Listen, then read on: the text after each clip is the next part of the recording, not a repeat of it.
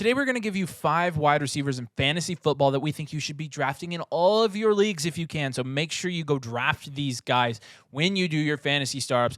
Do us a huge favor. Subscribe to Fantasy Domain. Make sure you like the video as well. It really helps our channel grow. We're trying to grow this channel, and we can't do that without all of you. We appreciate all of you so much, so make sure you're doing those 2 things. Checking out our merch, which is over on our – we'll link it to this channel as well, but it's over on Dynasty Domain. Make sure you subscribe there as well. Make sure you check out Fozzie Football if you like paper football. It's like that, but 25 times better. We're partnered with them. Make sure you use code DOMAIN. You get a discount as well. And today, again, we're talking about – are there 5 guys on this list? Yeah. Where's the 5th? It's on the next page. Oh, okay, I see it. We're talking about 5 guys. I was just making sure. I didn't want to give them inaccurate content.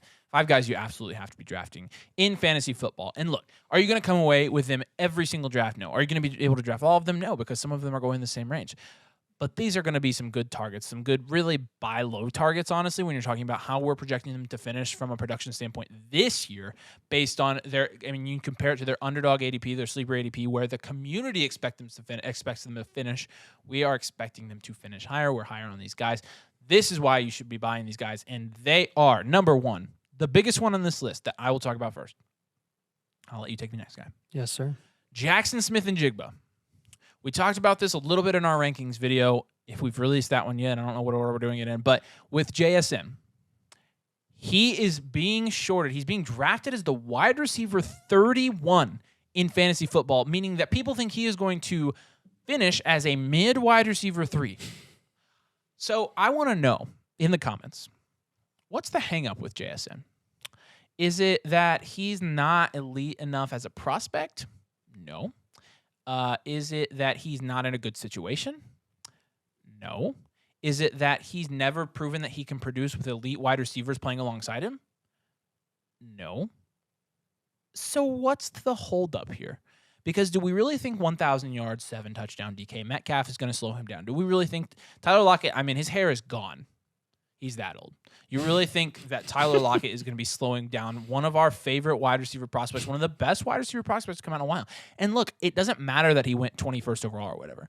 I think that's a big reason people are fading him is because it's first-round draft capital. This was not last year's draft. It was a lot deeper at the front end. There were actual quarterbacks going in the first round, too. There are different positions that present themselves as greater needs for teams depending on what year it is. And in 2022, it happened to be the receivers a little bit earlier. And once one receiver went off the board, it was a domino effect. It's a domino effect. No receiver just happened to go off the board until the 21st overall pick. And then guess what happened? Domino effect again. If only we had examples over the last 3 years of rookie wide receivers coming in and producing right away. I don't know. I can't really think of any. Not any? No. I mean, let's just exclude Justin Jefferson. Let's exclude Jamar Chase. Okay. Let's exclude Devonta Smith, who had a 900-yard rookie season. Let's exclude Chris Olave. Yeah, don't talk about him. Let's exclude Drake London, too. But, Nathan, none of those guys played with DK Metcalf. I think we should exclude Christian Watson as well. And I think we should exclude... You know, and look, we're not saying he's going to be like a total game wrecker. We have him projected as a wide receiver. Garrett Wilson. Let's exclude Garrett Wilson. Too. If we exclude all those guys, then no, there's no evidence of that. And probably a couple we're missing as well. Yeah. Look, wide receiver 2, not that lofty. He's a guy that's being drafted as a wide receiver 3. You can get good value on him. Make sure you're picking him up. You saw when he was at Ohio State playing alongside Garrett Wilson and Chris Olave. He outproduced them. That was his sophomore year. It's almost like a running joke or something. Guys, these were pro-ready wide receivers. This isn't like, I understand that college is a different level, but the Ohio State receivers, I'm not helmet scouting here. Like, the way they are coached and the way the ones of recent have come out of Ohio State. It's like Iowa with tight ends. They are pro-ready from day one, and Garrett Wilson and Chris Olave showed that last season. JSN was part of that group. Yep. He is pro-ready from day one, and as a slot receiver, that means fantasy points. I mean, he's a PPR's daydream. Like, everyone should be wanting him in PPR leagues and fantasy, and he's still going as a wide receiver 31. Yeah, absolutely. You got him there. You got the next guy. Marquise Brown is going to be one of my favorite values going into this season because I think with his injury last year, again, recency bias is always something that you have to navigate in fantasy all the time. And Marquise Brown, unfortunately, last year, struggled with injury towards the end of the season, and DeAndre Hopkins came back, which took a lot of targets away from him, not to mention Kyler Murray getting injured, James Conner getting a lot of the carries. Yes, Kyler Murray is probably not going to play for at least the first half of the season, and while that's concerning, one of the bigger concerns in that offense was DeAndre Hopkins. He's no longer there. Marquise Brown is the bona fide wide receiver 1 in that offense without question. And when D-Hop was not on the field last season, when he was suspended at the beginning of the season, Marquise Brown had upwards of 17 targets in a single game. It's not a lot. Not a lot at all. That's like definitely not elite level. That is elite level targets. Like wide receiver 1 targets. In fantasy. It's so popular. Fade Marquise. I'm not predicting that Marquise Brown is going to be a wide receiver 1. I think he easily has wide receiver 2 upside. Easily high-end wide receiver 2 upside. Yeah. And if he has an unbelievable season and transcends the QB situation there, like by light years more than I thought he would, then he could even be a low-end wide receiver 1. Like, this is the upside that this guy has. Wide receiver 32, according to Underdog right now. And people just forgot that D-Hop left, I guess. I don't understand it at all. It makes no sense to me. No. Moving on to the next guy, though, we're going to have Christian Kirk, who I guess after scoring how many fantasy? This says 14.2, but that's not right. Oh, yeah, that is. 14 points per game last year. 14 points per game. He ended up being the wide receiver 11, I think, overall. Now he's dead. Because you have a guy that hasn't played football in 2 years, and he's coming back. And because of what he did a couple years ago, Christian Kirk's dead. A couple things here. Because people I don't even know what his... did we write down what his ADP is in fantasy? Yeah, wide receiver 27. So we think... Well, let's get this straight. We think a year after Christian Kirk signed an abnormally large contract that kind of reset the free agency market for wide receivers. And everybody was freaking out. And everybody's like, Christian Kirk, what's he worth? Blah, blah, blah. A year after that happened, he came out. He dominated with Trevor Lawrence. He was a wide receiver 1. He was getting all the slot wide receiver targets. We think now that Calvin Ridley is back, that Christian Kirk, and all that's gone. They paid him for nothing. So you're talking about Christian Kirk, who's on this massive wide receiver contract, and Calvin Ridley, who they gave up a 5th-round pick for. And we're saying the 5th-round pick guy, he's going to kill the guy with the massive contract. So let me say a few things here about the situation here, okay? So Christian Kirk. Contract, which we already talked about. That means team dedication. That means team priority. A year with Trevor Lawrence in his pocket as a wide receiver 1. Yep. That means experience. That means easy implementation into the offense. Again, they know him. Familiarity. Comfortable completely, but a great duo between Lawrence and Kirk. And then you have Calvin Ridley, who in fantasy, according to Underdog right now, is wide receiver 16 off the board. Wide receiver 16. He has not played football in 2 years. He is 29 years old, which I'm not saying is old, but after not playing for 2 seasons and coming back as a 29-year-old, your body changes a lot. It does. And age does he's not happen. 29, but he knows. Yes. And Sorry, I had to say that. Calvin Ridley does not know Trevor Lawrence. Calvin Ridley does not know the offense. It is going to take him a long time to get back to the talent level that he was before, if he can. And then he has to get experience with those guys. Until that happens, I mean, unless Calvin Ridley comes in as a game breaker, like Christian Kirk's a wide receiver 1 or 2 again. This is one of the most black and white situations and dilemmas that I've ever seen in fantasy. It is not even close, how much more valuable Christian Kirk should be than Calvin Ridley in fantasy, and yet Ridley is going 11 spots ahead of him in fantasy at the wide receiver position. Multiple rounds. Let's not play into what everybody else is thinking. Let's not fall into the group think. Let's be unique. Let's be logical. Let's be rational. Let's be rational.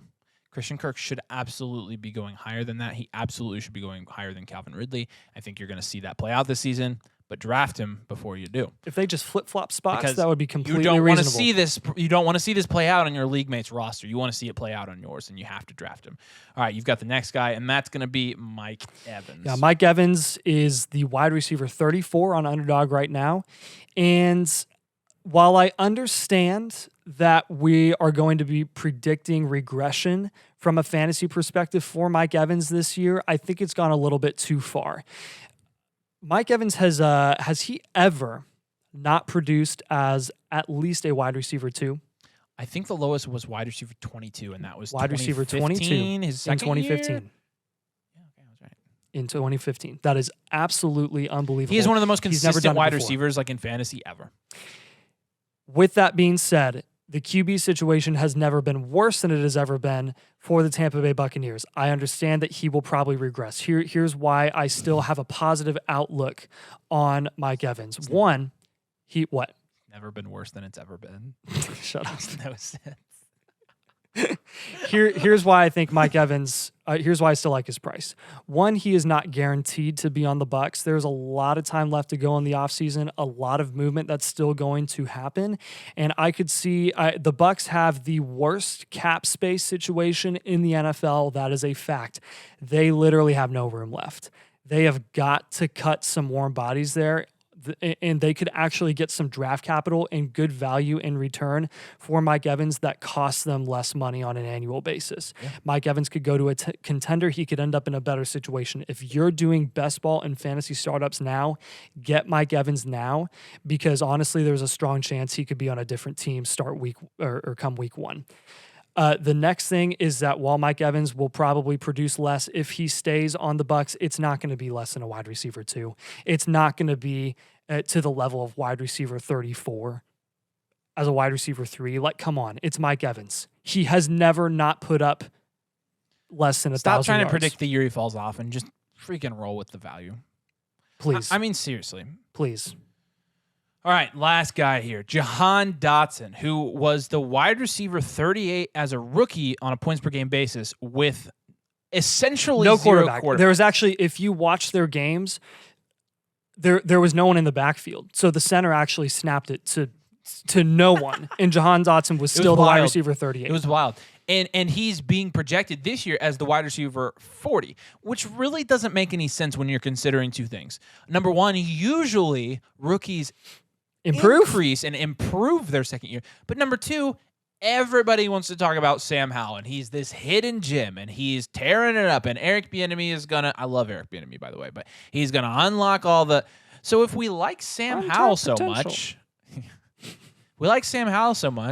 why don't we like a Dotson? I mean, is it Terry?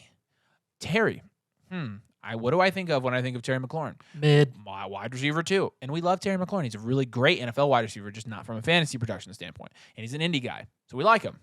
However, Jahan Dotson, last year, flashed as a rookie. Again, he was wide receiver 38, points per game.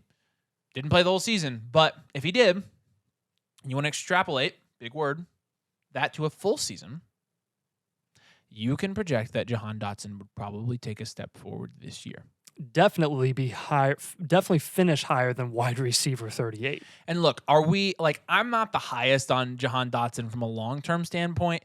The situation, though, in Washington kind of lends itself to wide receivers like Jahan Dotson who are going to get lots of targets.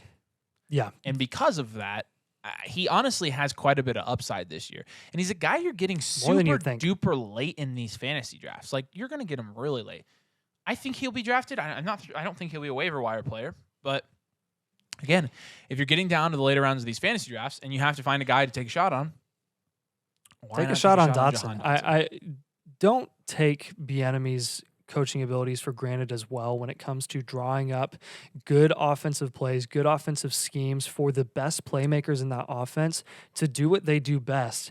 And I'm telling you, man, I mean, there's an argument to be made. I personally believe that Jahan Dotson is going to be long-term. I think he's a better talent than Terry McLaurin. He was drafted like it. Definitely was. And I think eventually he's going to usurp Terry McLaurin as well. This could be the year. This could be the year that happens. Yeah. It really could. And I think Bieniemy is going to see it. I like it when you use the word usurp. Five Guys. There you go.